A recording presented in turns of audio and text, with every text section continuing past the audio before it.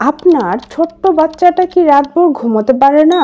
চোখের সামনে আপনার ছোট্ট শিশুর ক্লান্ত মুখটা দেখে কি আপনার খুব কষ্ট লাগে? আপনি কি রাতের পর রাত জেগে নিজের নিদ্রাহীন চোখ দুটো নিয়ে শিশুর মুখের দিকে তাকিয়ে থাকেন? যদি এই অনুভূতি আপনার চেনা হয়, তাহলে আজকের এই ভিডিওটি আপনার জন্য। কারণ আজকে আমি বলবো আপনি আপনার বাচ্চাকে কিছু ঘরোয়া উপায়ে সহজভাবে মাত্র 5 মিনিটে কিভাবে আপনার বাচ্চাকে শান্ত করে ঘুমাতে পারেন। কারণ আজকে আমরা একসাথে একটা বড় সমস্যা সমাধান করব। প্রথমে আসা যাক শিশুর ঘুমের সমস্যা কেন হয়।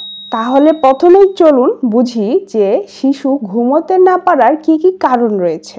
শিশুর পেট খালি থাকা, শিশুর পেটে গ্যাস বা ফাঁপা থাকা, অতিরিক্ত উত্তেজনা বা খেলা করে ক্লান্ত হয়ে যাওয়া, বাচ্চার ঠান্ডা লাগা বা গরম লাগা, কোনো অস্বস্তিকর পোশাক।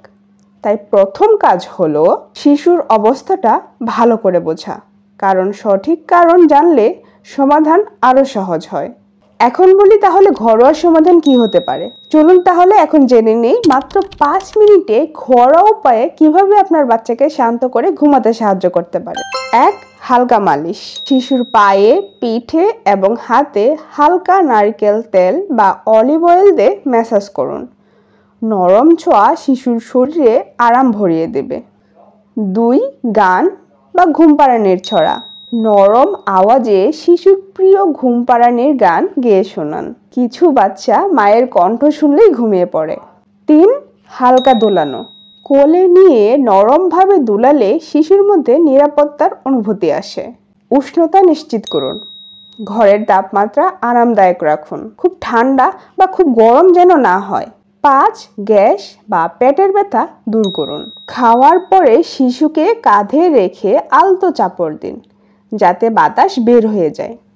চাইলে মৃদুভাবে পেটের উপর হাত ঘুরিয়ে ম্যাসাজও করতে পারেন।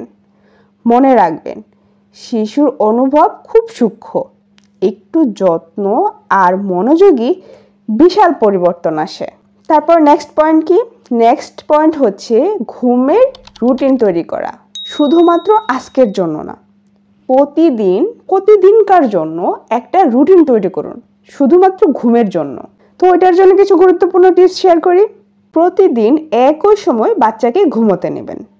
ঘুমের আগে গোসল করানো হালকা উষ্ণ পানিতে। আলো কমিয়ে রাখবেন এবং শান্ত একটা পরিবেশ তৈরি করবেন। ঘুমের আগে বেশি খেলা করাবেন না।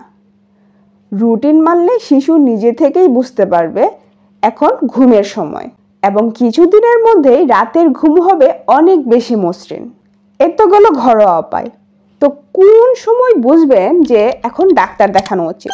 সব চেষ্টা করার পরও যদি আপনার বাচ্চা ঠিক মতো ঘুমাতে না পারে, যদি অতিরিক্ত কান্নাকাটি করে বা অস্বাভাবিক আচরণ করে, তাহলে অবশ্যই ডাক্তারের পরামর্শ নেবেন। কারণ কখনো কখনো বাচ্চার ঘুমের সমস্যা ভিতরের অন্য কোনো সমস্যারও ইঙ্গিত হতে পারে। সঠিক সময়ে সঠিক সিদ্ধান্ত নেওয়াই সন্তানের জন্য সবচেয়ে বড় ভালোবাসা। প্রিয় মা বাবা, ঘুমানো শুধু আপনার শিশুর জন্যই নয়, আপনার জন্যও জরুরি। সুস্থ সবল শিশুর জন্য চাই সুস্থ প্রশান্ত মন ও শরীর।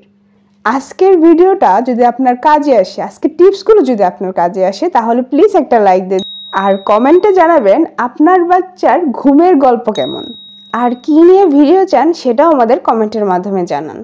আর আমাদের এই মাতৃত্ব ও শিশু যত্নের সফরে যুক্ত থাকতে আমাদের চ্যানেলটি অবশ্যই সাবস্ক্রাইব করতে ভুলবেন না। ভালো থাকুন।